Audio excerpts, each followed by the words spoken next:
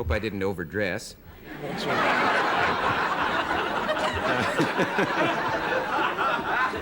Well, the phrase selling out is kind of a key phrase in your situation now, isn't it? I mean, you're in a business that's known for its integrity, underground filmmaking, but you have this odd thing of being successful. Does this introduce a tension into your life? Yeah, but I'm not going to get a suit. That's the last thing I'll hang on to. You won't do that, no matter what happens. Yeah, it's rough to, to sell your film and do all the things that have nothing to do with making the film. Mm-hmm. But if you don't do it, you don't get to make the next one. Yeah, so you have to kind of pay attention to the establishment for a while and getting it advertised. Until it's open. Yeah, then you can sit back. Right.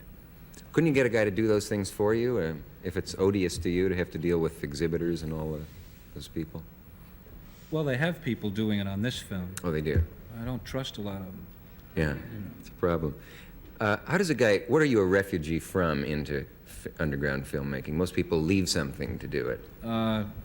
Jail. I meant besides that. I just started making films about 7 years ago. Yeah. And been doing it ever since. Yeah. Now, the new film, where'd you get the idea for it, and what is the idea of it? Well, I talk good. It's about a white ad agency where the head of the agency dies and has a heart attack. Both? Yeah.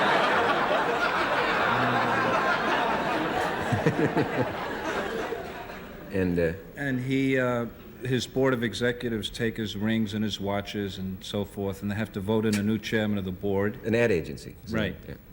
And the rules are you can't vote for yourself.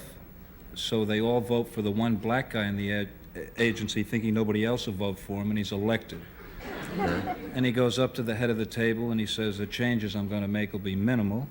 And it cuts over his back, and we still see the white executives, and it cuts to his front. He says, you can't, rock the boat.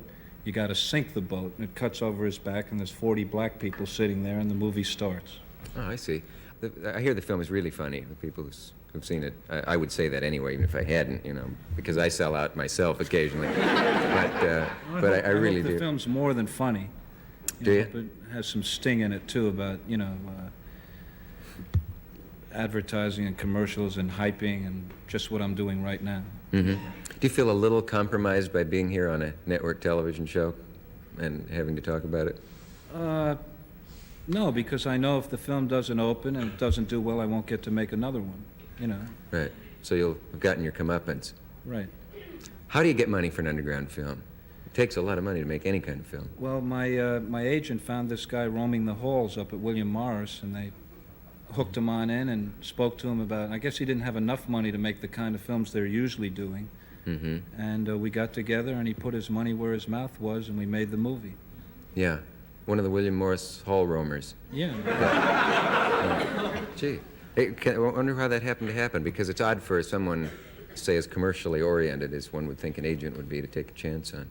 Well, they have an agent up there who handles myself and the guy who directed Hair, and that's about it. He's down the end of the hall. Yes.